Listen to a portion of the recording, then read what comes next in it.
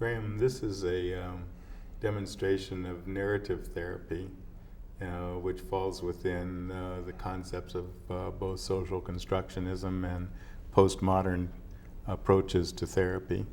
I noticed that in this particular session, you focused a lot on the development of multiple stories within the family, and took some time moving towards an externalization.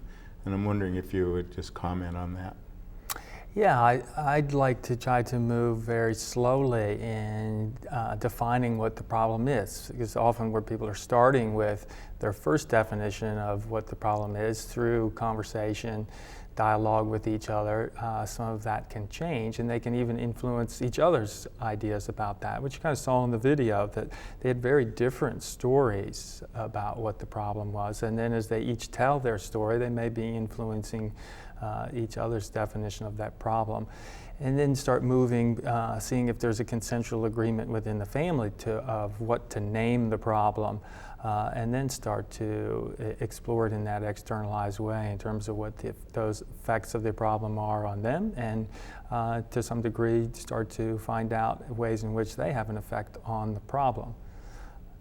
So, while externalization may be a very important process within the narrative therapy model, rushing into it prematurely can simply make the whole experience seem artificial. Absolutely, and even you might be 3-4 sessions down the road and find out you've been working with one definition that no longer fits any longer. So I think it's important for the therapist to be willing at any point to abandon a particular definition of the problem and find one that's a better fit now as the session has evolved.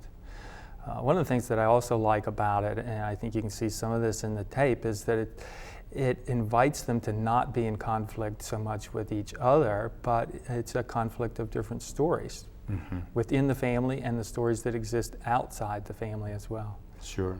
In this particular case, the societal stories around gay and lesbian experience are really strongly impacting this family. Right, and could result in them kind of turning and distrusting and operating out of a fear-based story with each other in times when that's really not necessary.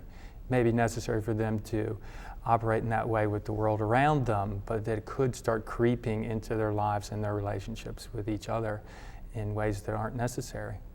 Graham, thank you. I really like the sensitive development of the externalization process in this video. John, Cassandra, Beverly, what I want to do is get a sense of what you think is the problem. And as I'd like to hear from each of you. And one of the things that I do is take notes and try to jot down some of what you're seeing. And you're welcome at the end of the session to take whatever it is that I write down. I'm not writing things about you. I'm just trying to get some things down verbatim as you say them. And as we have conversation and I hear from each of you about your understanding of what the problem is, then I'm thinking we'll take a look at your relationship with the problem. And together we may come up with some way to call the problem something that makes sense to all of us. And then look at the effects that the problem is having on your lives and go from there. Okay?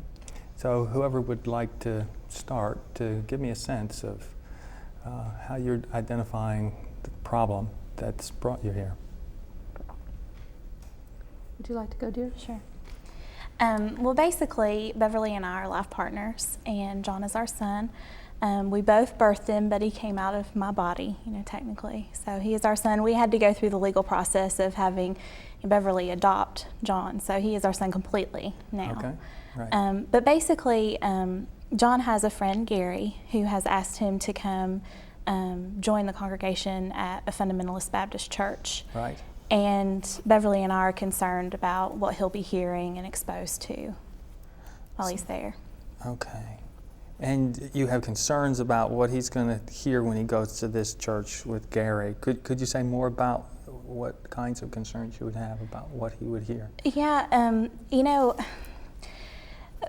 we live in a relatively secluded area now, but before we lived in a neighborhood where a lot of the neighbors would put out signs, quoting the Bible and condemning us to hell because we're lesbians. Right. And so I guess I'm concerned that he's going to go in this church, and while he's hearing some really positive things about Jesus and love, he's also going to hear, that we're an abomination and that we're going to hell, and, some really awful things too. And these people have also been known to, abduct homosexual children and torture them to try to get them to change into heterosexuals. So I just don't think it's a safe environment. Right. So you're worried about his safety and the kinds of things that he's going to hear. Mm-hmm. Right. Okay. And is this unique to just this particular church, or is this like something that you have to be worrying about and thinking about when he goes to school, or if he participates in some other kind of activity, or is there something that's particularly unique about this, or is this something that is kind of a lifestyle that you have to live with? Well, I think it's a lifestyle. I mean, I worry about it all the time, but this is one particular instance where this group has been known to hate homosexuals. Mm-hmm. Right. So it's not going to be a surprise. You're almost expecting that that's what he's going to bump into, come into contact with. Correct. If he goes here, yeah.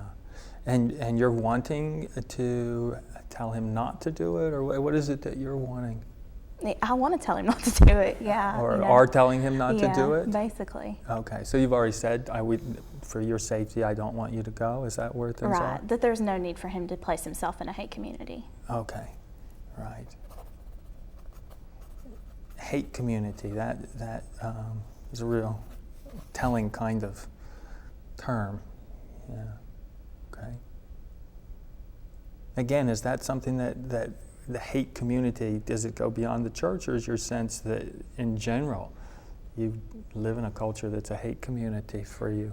I think in general we live in a society that's very uncomfortable, with our lifestyle, but this particular church, yeah, I would consider them to be a hate community. Okay, right, all right.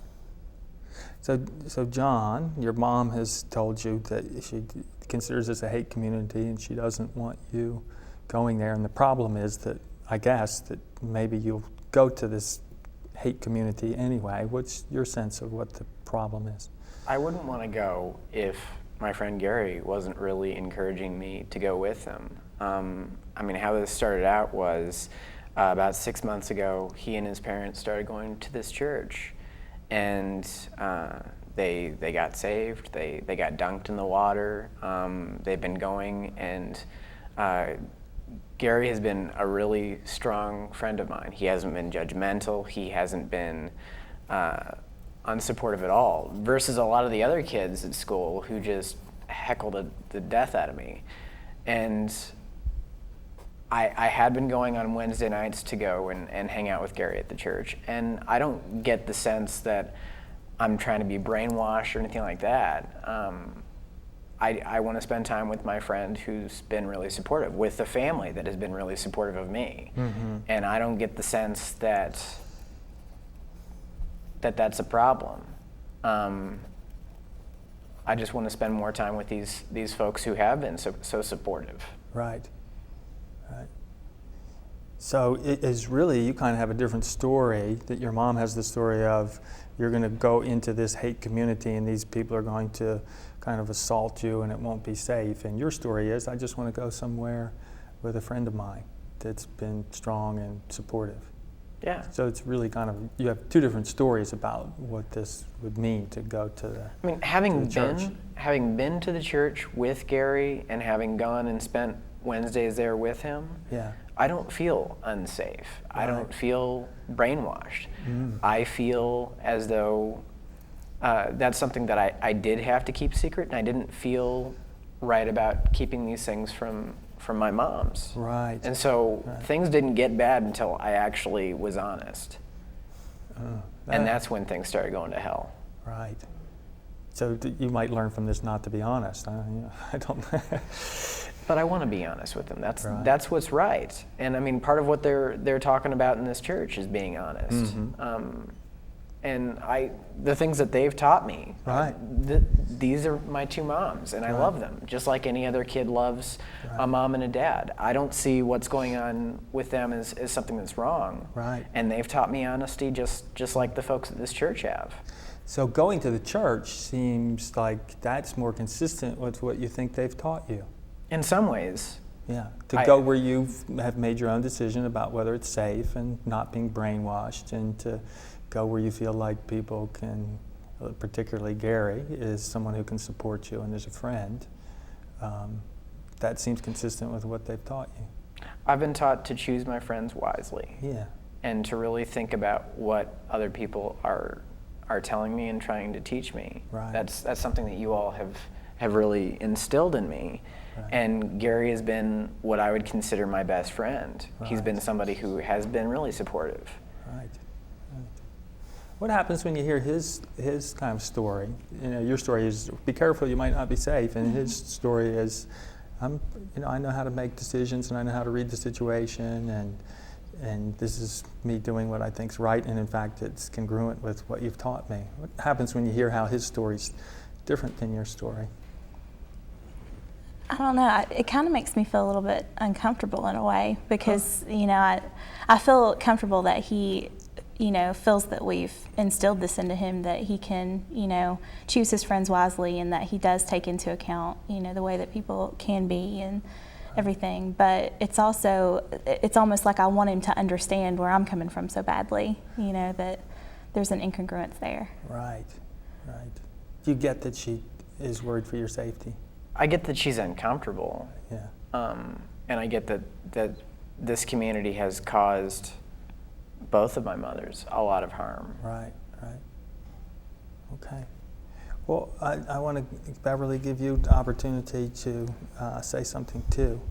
And, well, maybe before we move to that, I did want to also, it sounded like you were saying school can be just as much a hate community potentially as a church. Yeah, and I mean, that's something that she agrees with too. Right. It's all around us that people don't understand Right. what gays or lesbians go through. Right. And I mean, having lived with a loving family for 16 years now, I don't feel that way. Right. But I do have to be careful about who I talk to about it Right. and things like that. Okay. Beverly, what's your story about what's the problem? Well, Cassandra and I have done everything that we can really to raise John right. Mm-hmm. And I want to trust in his ability to make decisions. Right. But I'm really concerned. I'm afraid that what's going to happen is, he's going to get in the church, and I know Gary's his best friend. I'm afraid he's going to get hurt by Gary. They've only been 6 months since they've gotten into this process. Mm-hmm. They may evolve and may change, and it's one thing to be taught that this is wrong. I'm afraid he's going to internalize it and begin to hate himself. And Cassandra and I have had to deal with a lot of external hate, and it's easy to internalize it. We've had to work really hard to keep it outside of us. Yeah. And I don't want that for our son. Right. Well, it's funny you mentioned that, because I was thinking some of the same kind of thing, that what's external can become internal. Then it is kind of insidious that you end up doing to yourself what they started off doing to you. And as I was listening, I'm wondering if we could get kind of a handle for what we might call the problem. Words that popped out for me were worry, fear, kind of having to live this careful lifestyle. That the world is constantly giving you messages that you need to be worried about something, you need to be fearful about something. Any of those words fit, or maybe you have some words of your own? If we could come up with kind of saying what it's like for you to live in the world with what's going on in the external. Any of those words? Worry, careful, fear? Well, fear is definitely for me. I'm Fear afraid fits best for you? for John. Right. Okay. You're shaking your head yes, is that one? Yeah, I think fear also, is a really big one, but being careful too, because, Yeah. we really try to stay, focused and pay attention Right, to what's outside of us, because if we don't, then we can get hurt. right. How about for you, John? Any of those words or any other words? I think about the word hard. Hard? It's Yeah. all really hard. Right. I come home and I love my family. Right. And regardless of where I go, there are places where I'm told I'm not supposed to, Yeah. or that I shouldn't. That's hard. Yeah. So I'm wondering if this kind of, if hard or fear or worry started to be something that worked its way inside your family, how that would affect your relationships. Like, how would fear get you to look at what John's doing about going to church? If fear were to have some real powerful influence over you, so that it affected the way that you looked at him, or got you to think about what might happen with him, how do you think fear would try to have some control or have some kind of effect on you in terms of your relationship with John? I'm afraid it's going to distance us. How would it do that? How would fear get you to be distant from your son? How would this external fear that comes from other people's behavior work its way into affecting how close or distant you are with your son? I don't really know, but there's just that feeling that it's going to somehow become a wedge between us, and I don't want that. Right, right. See, I'm afraid it came to a point where I was told not to even spend time with Gary. If I right. let go of my friend and I get mad about that, I'm afraid I'm gonna take that out on them. Mm-hmm. Right. So like somehow fear could get them to mistrust your judgment about who to be with and who to Maybe. go? I don't know, I'm kind of putting those words out there. Well, no, when you were saying that, that was what I was thinking, was that I've stopped trusting his judgment. That it's almost like I feel like I need to make the decision for him. Right. Because I don't trust that he can make the right one. Uh-huh. So fear could have a way of getting you to think that it's really about John, when it's really not about John. It's this fear that's coming in and having these kinds of effects and influences on your relationships. Yeah. Okay.